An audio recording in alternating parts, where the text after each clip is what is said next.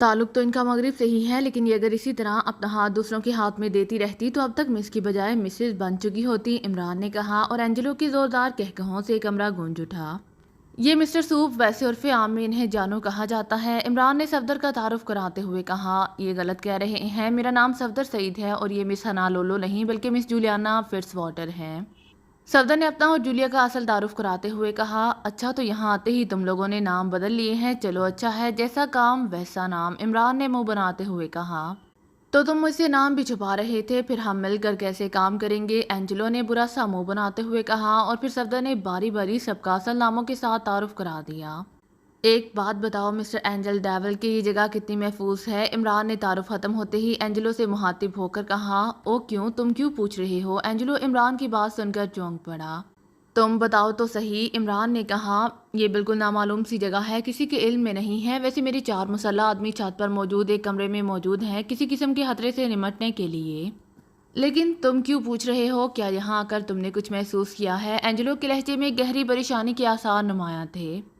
سامنے والی عمارت کی دوسری منزل کے کمرے میں مجھے اندھیرے میں 2 انسانی ہیولے نظر آئے ہیں، ان کا انداز ایسا ہے جیسے وہ اس عمارت کی نگرانی کر رہے ہوں، عمران نے جواب دیتے ہوئے کہا۔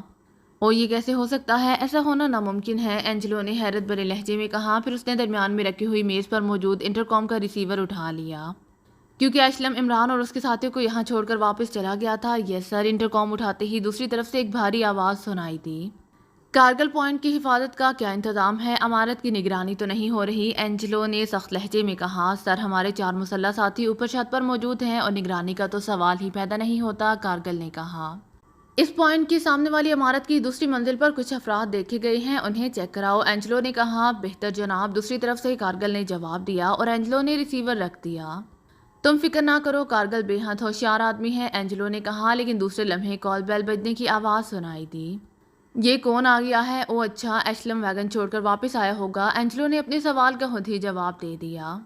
لیکن پہلے تو ایشلم نے 3 بار مخصوص انداز میں کال بیل بجائی تھی، مگر اب صرف ایک بار بیل بجی ہے، عمران نے کہا۔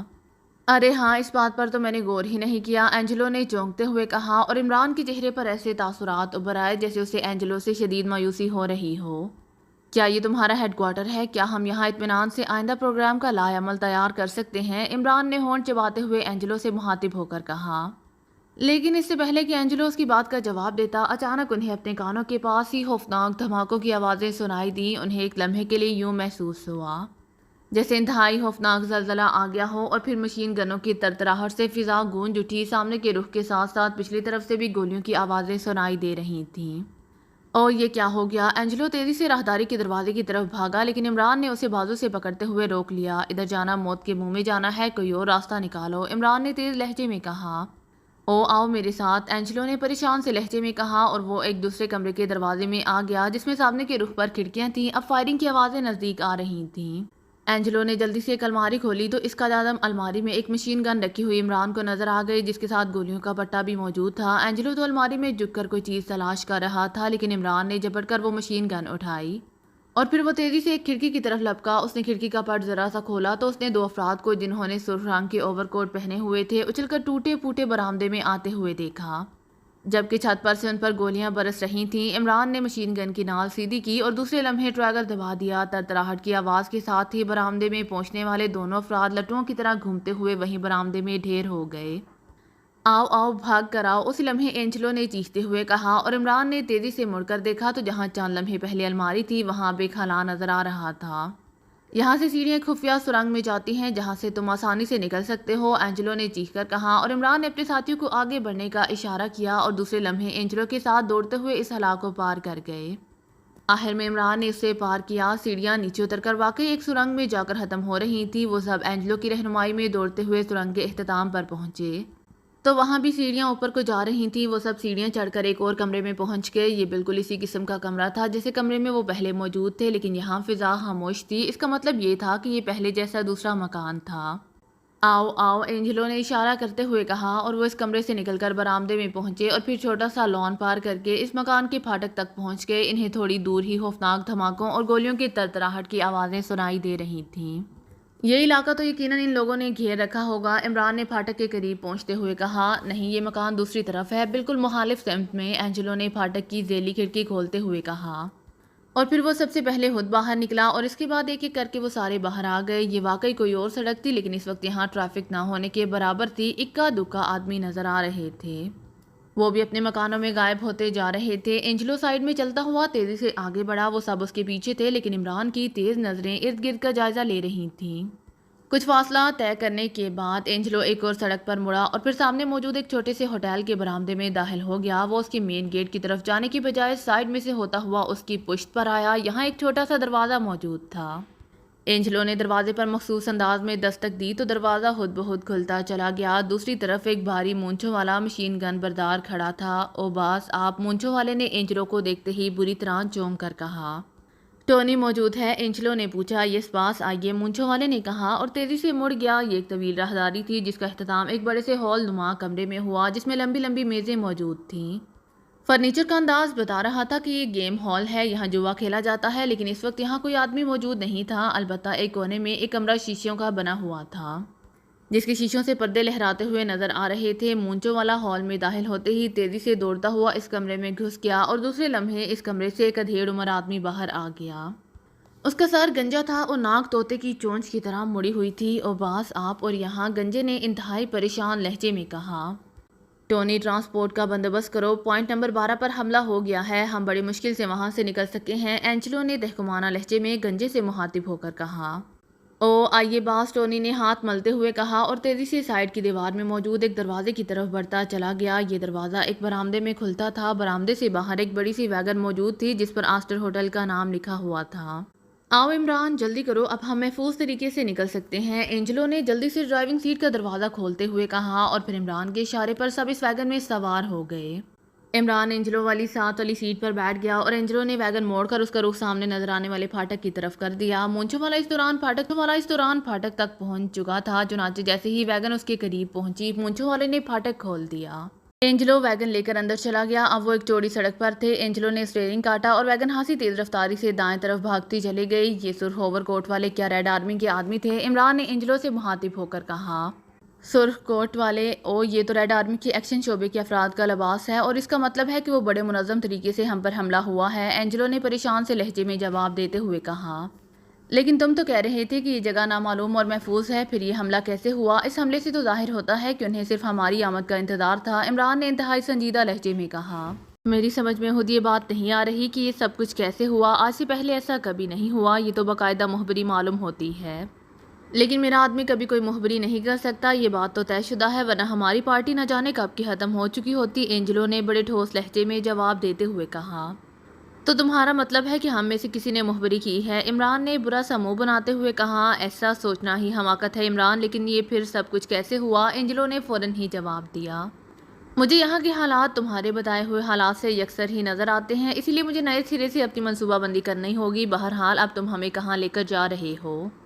عمران نے پوچھا۔ اس کا لہجہ توقع سے کچھ زیادہ ہی خشک تھا۔ ایک ایسی جگہ جس کا پتہ سوائے میرے کسی آدمی کو نہیں، وہاں بہرحال تم ہر لحاظ سے محفوظ ہوگے، اینجلو نے کہا۔ وہاں میک اپ کا سامان اور اسلحہ وغیرہ مل جائے گا کیونکہ ہمارا سامان تو ایئرپورٹ پر ہی رہ گیا ہے، عمران نے کہا۔ سب کچھ مل جائے گا عمران نے، اور اپنے سامان کی فکر بھی مت کرو، اشلم بے حد ہوشیار آدمی ہے، اس نے ضرور کوئی اچھا سا بندوبست کیا ہوگا، اینجلو نے جواب دیا اور عمران خاموش ہو گیا۔ ویگن تیزی سے سڑک پر آگے بڑھی جا رہی تھی۔ کمرے میں گہری خاموشی طاری تھی۔ بڑی سی میز کے پیچھے ریڈ چیف خاموش بیٹھا دانتوں سے اپنے ہونٹ چبا رہا تھا، اس کے چہرے پر سرخی چھائی ہوئی تھی۔ میز کے سامنے ایک لمبا ترنگا لیکن ٹھوس جسم کا مالک ہیرو ٹائپ نوجوان بیٹھا ہوا تھا، اس کا چہرہ مہرا اور انداز ایسا تھا جیسے جیمز بانڈ ٹائپ فلموں کا ہیرو ہو۔ فراخ پیشانی پر سنہرے رنگ کے گھنگریالے بالوں کی ایک لٹ جھول رہی تھی، چوڑے کاندھے قدرے اوپر کو اٹھے ہوئے تھے اور وہ اپنے سامنے ایک فائل رکھے اسے ہاتھ فلمی انداز میں پڑھ رہا تھا۔ چہرے پر سخت گیری اور شفاقی کے تاثرات نمایاں تھے۔ تو باس آپ کو اطلاع مل گئی کہ یہ لوگ یہاں ڈی پی کی مدد کرنے آ رہے ہیں تاکہ یہاں کا نظام حکومت بدل سکیں؟ ہیرو ٹائپ نوجوان نے ایک طویل سانس لیتے ہوئے فائل سے نظریں اٹھا کر سامنے بیٹھے ہوئے ریڈ چیف سے مخاطب ہو کر کہا۔ ریڈ چیف اس وقت بغیر نقاب کے تھا۔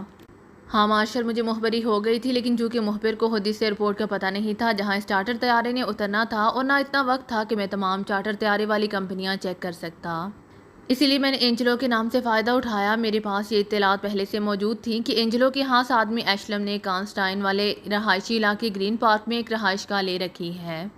اور میں اسے ایشلم کی نگرانی کرا رہا تھا۔ چنانچہ میں نے ایشلم کا فون ٹیپ کرایا تو مجھے یہ اطلاع مل گئی کہ کچھ افراد اس رہائش گاہ پر پہنچنے والے ہیں۔ چنانچہ میں نے خصوصی نگرانی کا حکم دے دیا، اور جب وہ لوگ توقع کے مطابق وہاں پہنچ گئے تو میں نے ایکشن شعبے کے افراد کو ان کے خاتمے کے لیے وہاں بھیج دیا۔ لیکن ابھی تھوڑی دیر پہلے مجھے جو رپورٹ ملی ہے اس نے مجھے بوکھلا دیا ہے، اسی لیے میں نے تمہیں بلایا ہے کہ یہ لوگ عام ایجنٹوں کے بس کا روگ نہیں معلوم ہوتے اور انہیں مارشل ہی کور کر سکتا ہے، ریڈ چیف نے کہا۔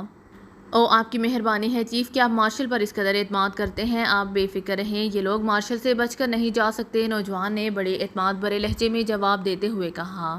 بہرحال ابھی مجھے جو اطلاع ملی ہے اس کے مطابق ایکشن شعبے کے 8 افراد گولیوں کا نشانہ بن گئے ہیں۔ نگرانی کرنے والے شعبے نے جب انہیں ہلاک ہوتے دیکھا تو انہوں نے حملہ کر دیا۔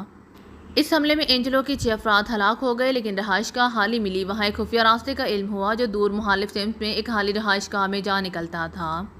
مطلب یہ کہ وہ لوگ فرار ہو گئے اور اب معلوم نہیں کہاں ہوں گے، ریڈ چیف نے سر ہلاتے ہوئے کہا۔ لیکن وہ آپ کا مخبر کہاں ہے؟ اس نے کوئی اطلاع نہیں دی، مارشل نے پوچھا۔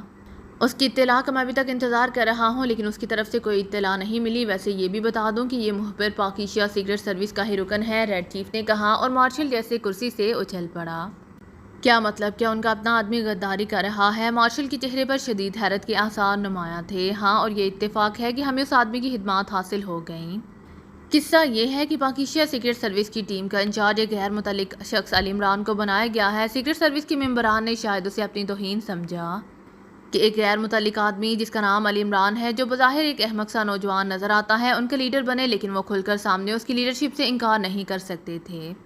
چنانچہ انہوں نے علیحدہ رہ کر وہاں کام کرنے کا پروگرام بنایا، اور اس سلسلے میں انہوں نے یہاں کے ایک ایسے آدمی سے رابطہ کیا جو جرائم کی دنیا کا شہنشاہ ہے، لیکن در پردہ وہ ریڈ آرمی کا خاص آدمی ہے۔ چنانچہ اس کے ذریعے سے مجھے اطلاع مل گئی، ریڈ چیف نے تمام تفصیل بتاتے ہوئے کہا۔ گڈ، یہ تو بہت اچھا ہوا، اس طرح تو ان کے پکڑے جانے کے 100% چانس ہے، مارشل نے مسکراتے ہوئے جواب دیا۔ ہاں چانس تو ہے، لیکن اب صورتحال قدرے پیچیدہ ہو گئی ہے۔ دونوں صورتیں ہو سکتی ہیں، ایک تو یہ کہ وہ مخبر اس حملے کے بعد چوکنا ہو جائے اور آئندہ کے لیے مخبری بند کر دے، یا پھر وہ کچھ دیر بعد اطلاع دے، کیونکہ جب تک وہ خود سیٹ نہ ہو وہ ہمارے آدمی سے رابطہ نہیں کر سکتا، ریڈ چیف نے جواب دیا۔ اس آدمی کا نام کیا ہے جس سے انہوں نے رابطہ قائم کیا ہے؟ مارشل نے پوچھا۔ الفائن کلب کا مالک الفائن، ریڈ چیف نے جواب دیا۔ او، الفائن کو تو میں اچھی طرح جانتا ہوں، وہ تو میرا گہرا دوست ہے، مارشل نے مسکراتے ہوئے کہا۔ یہ تو اور بھی اچھا ہوا، اب میری ہدایات کو غور سے سن لو۔ یہ کیس میں تمہارے حوالے کر رہا ہوں۔ پاکیشیا سیکرٹ سروس کی کارکردگی کی دھومیں پوری دنیا میں ہیں۔ یہ لوگ انتہائی ہوشیار، چالاک اور ذہین ہیں۔ بڑی بڑی تنظیمیں ان کے مقابلے میں ناکام ہو چکی ہیں، اسی لیے تم نے انتہائی احتیاط سے سب کام کرنا ہے۔ مجھے ان سب کی لاشیں چاہیے، اور تم نے انہیں کیسے لاشوں میں بدلنا ہے یہ سوچنا تمہارا کام ہے۔ تم ہر وہ حربہ استعمال کرنے کے لیے آزاد ہو جو تمہاری سمجھ میں آئے۔ پوری ریڈ آرمی کو میں ریڈ سگنل دے دوں گا، سب تمہارے ساتھ مکمل تعاون کریں گے۔ الفائن کو بھی میں ہدایات دے دوں گا، وہ بھی تمہارے ساتھ پورا تعاون کرے گا، لیکن یہ کام جس قدر جلد ممکن ہو سکے ہو جانا چاہیے، ریڈ چیف نے کہا۔ آپ بے فکر رہیں باس، مارشل کا اپنا گروپ ہی ان لوگوں کے لیے کافی ہے۔ البتہ الفائن کو آپ ضرور ہدایات بھیج دیں، میں اس سے خود ہی رابطہ قائم کر لوں گا، مارشل نے اعتماد بھرے لہجے میں کہا۔ اوکے، اب تم جا سکتے ہو، مجھے روزانہ کی کارکردگی کی پوری رپورٹ ملتی رہنی چاہیے، ریڈ چیف نے کہا، اور مارشل ایک جھٹکے سے اٹھ کھڑا ہوا۔ اس نے فوجی انداز میں ایک قدم پیچھے ہٹ کر ریڈ چیف کو سلیوٹ کیا، اور پھر فائل اٹھائے وہ تیزی سے مڑا اور انتہائی مستعدی سے قدم اٹھاتا دروازے کی طرف بڑھ گیا۔ اس کے قریب پہنچتے ہی بند دروازہ کھل گیا، اور پھر وہ دروازہ کراس کر کے ایک طویل راہداری سے ہوتا ہوا ایک چھوٹے سے کمرے میں پہنچا۔ اس کمرے میں اس کے پہنچتے ہی کمرہ خود بخود کسی لفٹ کی طرح اوپر کو اٹھتا چلا گیا۔ یہ سارا کام خود بخود ہو رہا تھا۔ مارشل کو علم تھا کہ ریڈ چیف خود اسے کنٹرول کر رہا ہے، کیونکہ پورے کاسٹریا میں مارشل واحد آدمی تھا جس کے سامنے ریڈ چیف بغیر نقاب کے آتا تھا، اور صرف وہی آدمی تھا جو ریڈ چیف کے ذاتی دفتر میں داخل ہو سکتا تھا۔ مارشل ریڈ آرمی کا سپر ایجنٹ تھا۔ اس کا گروپ آج تک کسی بھی مشن میں ناکام نہیں ہوا تھا۔ اس کی وجہ یہ تھی کہ مارشل بذات خود بہترین ایجنٹ ہونے کے ساتھ ساتھ اس نے اپنے ساتھ 10 افراد کا گروپ بنایا ہوا تھا۔ وہ سب اپنی اپنی جگہ ہر فن مولا قسم کے افراد تھے، انتہائی بے جگر لڑاکے، سچے نشانہ باز، انتہائی پرسیلے ذہین، اور کسی نہ کسی فن کے خصوصی ماہر تھے۔ اور مارشل اکثر فخر سے کہا کرتا تھا کہ اس کے گروپ کا ایک آدمی دوسرے ملک کی پوری سیکرٹ سروس پر بھاری ہے۔ آج بھی جب ریڈ چیف نے مارشل کو اپنے ذاتی دفتر میں طلب کیا تو وہ سمجھ گیا کہ کوئی خصوصی نوعیت کا مشن اسے سونپا جانے والا ہے، لیکن اب واپس جاتے ہوئے وہ اور زیادہ مطمئن تھا، کیونکہ جو مشن اسے سونپا گیا تھا وہ اس کی نگاہ میں اب تک کے تمام مشنوں سے انتہائی آسان اور سادہ تھا۔ 8-10 اجنبی افراد کو کاسٹریا میں ڈھونڈ نکالنا اور پھر ان کو قتل کر دینا۔ کوئی ایسا مسئلہ نہیں تھا جو اس کو پریشان کر سکتا، اور پھر جب ان میں سے ایک آدمی اپنے ہی گروپ کے خلاف غداری بھی کر رہا ہو، چاہے یہ غداری لا علمی کی بنا پر ہو رہی ہو یا کسی اور وجہ سے، بہرحال اس سے مارشل کا کام اور بھی زیادہ آسان ہو گیا۔ چنانچہ اس نے فیصلہ کر لیا تھا کہ وہ یہاں سے نکل کر سیدھا الفائن کلب جائے گا اور الفائن سے ملے گا۔ اگر اس کے پاس مزید کوئی اطلاع ہوئی تو اس کے مطابق اپنا آئندہ لائے عمل ترتیب دے گا، ورنہ وہ خود انہیں ڈھونڈنے کی کوشش شروع کر دے گا۔ لفٹ کے رکتے ہی دروازہ کھلا اور مارشل ایک پتلی سی راہداری میں سے ہوتا ہوا برآمدے میں پہنچا، جس کے سامنے ایک کھلے پورچ میں اس کی سپورٹس کار موجود تھی۔ سپورٹس کار کی ڈرائیونگ سیٹ پر بیٹھ کر اس نے کار کو موڑا اور اسے سامنے لان کے آخری کونے میں موجود پھاٹک کی طرف دوڑا دیا۔ جیسے ہی اس کی کار پھاٹک کے قریب پہنچی، پھاٹک خود بخود کھل گیا اور کار باہر سڑک پر آ گئی۔ مارشل نے کار کا رخ دائیں طرف کر دیا اور پھر اسے پوری رفتار سے بھگاتا چلا گیا۔ مختلف سڑکوں سے گزرنے کے بعد وہ جلد ہی الفائن کلب کی شاندار عمارت کے سامنے پہنچ کر رک گیا۔ یہ عمارت 2 منزلہ تھی اور کلب ہر قسم کی گیمز کے لیے مشہور تھا۔ اس کا مالک الفائن کاسٹریا کا زیر زمین دنیا کا شہنشاہ کہلاتا تھا، کیونکہ اس کا وسیع و عریض گینگ پورے کاسٹریا کے جرائم پر چھایا ہوا تھا۔ الفائن کا ذاتی اثر و رسوخ بے پناہ تھا اور کاسٹریا کے اعلیٰ ترین حلقوں میں اس کا مکمل عمل دخل تھا۔ مارشل نے کار ایک طرف پار کی اور پھر نیچے اتر کر چابیوں کا گچھا اپنی انگلی میں گھماتا ہوا کلب میں داخل ہو گیا۔ اس نے کاؤنٹر پر کسی سے بات کرنے کی ضرورت ہی محسوس نہ کی، بلکہ وہ سیدھا ہال کراس کر کے دائیں سائڈ پر بنی ہوئی ایک پتلی سی گلی سے ہوتا ہوا آگے بڑھتا چلا گیا۔ اس گلی کے اختتام پر سیڑھیاں اوپر جا رہی تھیں جو الفائن کے دفتر تک جاتی تھی۔ سیڑھیوں کے پاس 2 مسلح افراد موجود تھے جنہوں نے مارشل کو دیکھتے ہی مؤدبانہ انداز میں سلام کیا۔ وہ مارشل اور الفائن کے گہرے تعلقات سے اچھی طرح واقف تھے۔ تمہارا باس موجود ہے؟ مارشل نے ایک آدمی سے مخاطب ہو کر پوچھا۔